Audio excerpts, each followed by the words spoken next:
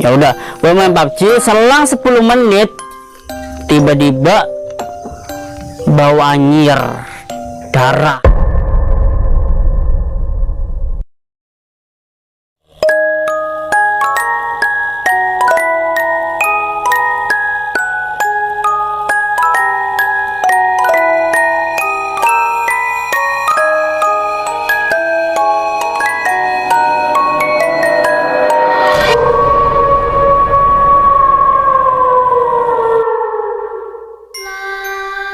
Nah, setelah kejadian itu memang si Abah itu punya konflik juga dari tangganya, dari saudaranya juga ya, karena kirian itu.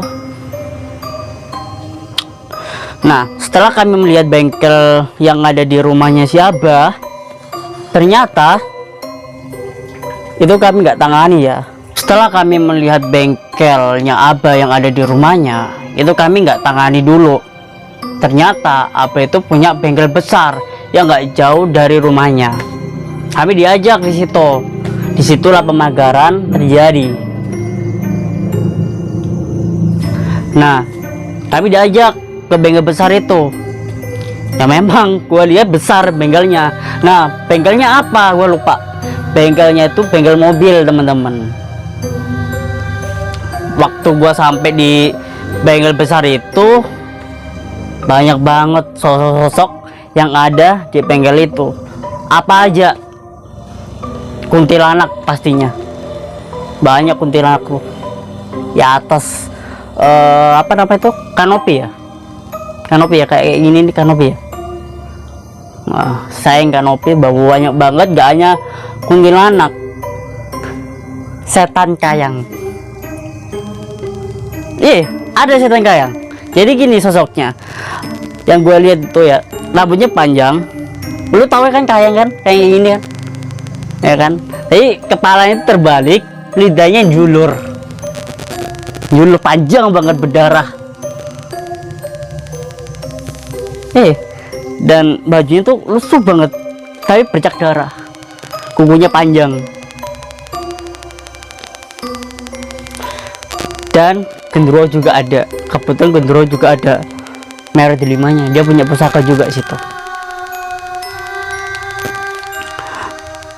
Gua sih nggak peduliin mereka ya. Cuma ada satu sosok yang dominan, siluman ular.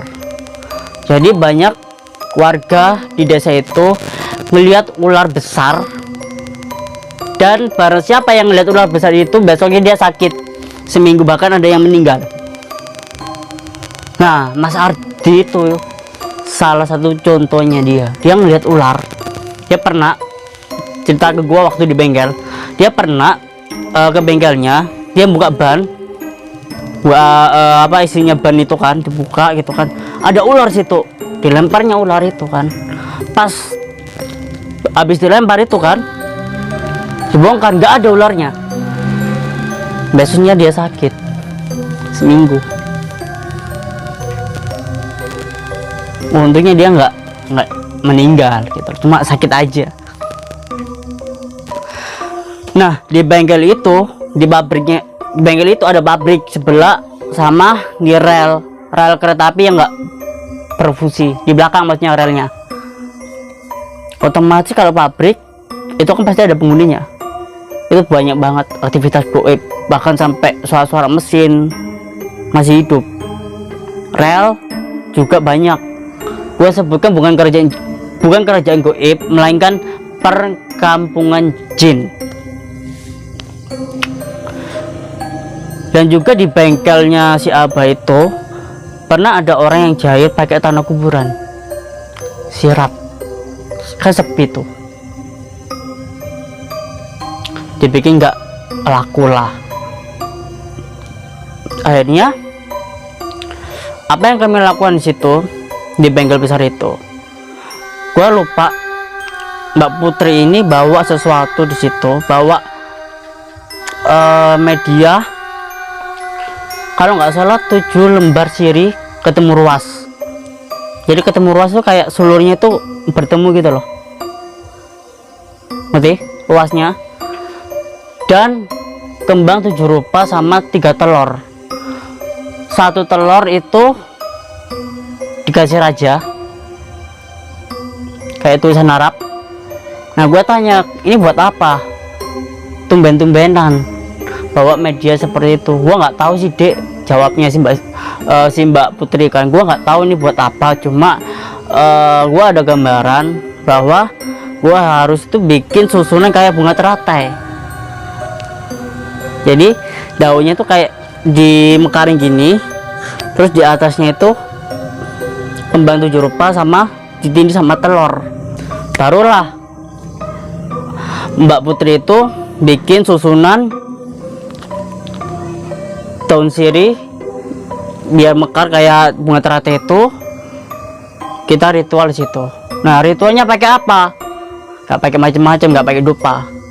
Kita buat lingkaran, jadi ada 5 orang yang ritual. Gua otomatis kena kan. Gua, Mbak Putri, Mbak Retno, Mbak Laras sama Mas Ardi. 5 orang. 5 orang itu punya tugas masing-masing. Kita bentuk lingkaran. Yang tadi itu yang dirangkai sama Mbak Putri, kita taruh di tengah. Masing-masing punya tugas. Tugasnya gua kedapatan baca 7 suratan. Apa aja 7 suratan gua agak lupa. Yang Mbak Laras baca sholawat sampai habis. Mbak Retno baca surah Al-Jin, sama Mas Adi baca surah Yasin ditutup sama Al-Fatihah. Gua paling banyak 7 suratan. Sedangkan Mbak Putri mendapatkan tugas untuk narik lelembut itu ke dalam telur itu. Nah ini yang aneh, kan beli 3 telur ya kan. 3 telur ini masih bagus nih. 1 telur diraja, 2 telur nggak diraja ya. Oke, telur anehnya gimana nanti. Tek. Udah 2 telur untuk narik lembut. Kami baca nih, baca 7 suratan. Gue udah habis, gue lihat si Mbak ini kayak keteteran. Tahu keteteran? Tahu. Keteteran. Udah gue bantuin, gue bersila, gue zikir situ. Gue zikir, baru gue keluar raga gue dari raga. Gue ngeliat, banyak kali yang ditariknya. Tiba-tiba ular datang, kayak mau nyengkrem gue. Refleks dong gue, bacok ya. Gue tebas itu pakai doa. Gue tebas, darah ngucur dan wujud darahnya. Wujud di samping ini apa? Bunga apa? Yang dirangkai sama Mbak itu. Wujud darahnya situ. Udah nih, gua kembali situ. Kita semua udah selesai. Ya kan? Udah selesai. Bunga yang disusun itu kan dari 7 lembar sirih, kembang sama telur udah kita susun, baru kita kubur di tanah di tengah-tengah bengkel itu. Kubur, udah dirapiin. Tek. Itulah. Lalu telurnya? Dua telur itu tiba-tiba busuk loh. Kan kalau di gini-gini kan masih padat toh. Ya kan? Padat toh. Ini enggak kayak kocak. Kayak bunyi, kayak busuk. Pas dibuka busuk. Baru beli loh. Kan aneh. Nah, salah satu udah dipecah, satunya dibuang. Kemana? Dilarung ke Sungai Porong. Membuanglah situ. Selesai. Nah, yang di bengkel rumah itu apa yang terjadi? Ditariklah lembut itu dari bengkel besar ke bengkel yang kecil, tarik lembutnya ya ke dalam telur itu. Bisa memang, tergantung dengan doa dan keyakinan masing-masing. itu. Nah, apa yang terjadi di bengkel rumah itu, ditariklah lilin bukit itu dari bengkel, ya kan. Udah selesai nih, udah selesai ritual, baru gua kembali ke rumah si Abah itu. Yang gua rasain udah lumayan enak sih, nggak kayak tadi panas terus merinding. Udah awalnya udah enak banget lah, udah dingin, angin juga masuk, ya kan. Semula walaupun berangin nggak masuk sama sekali, nggak logika menurut gua.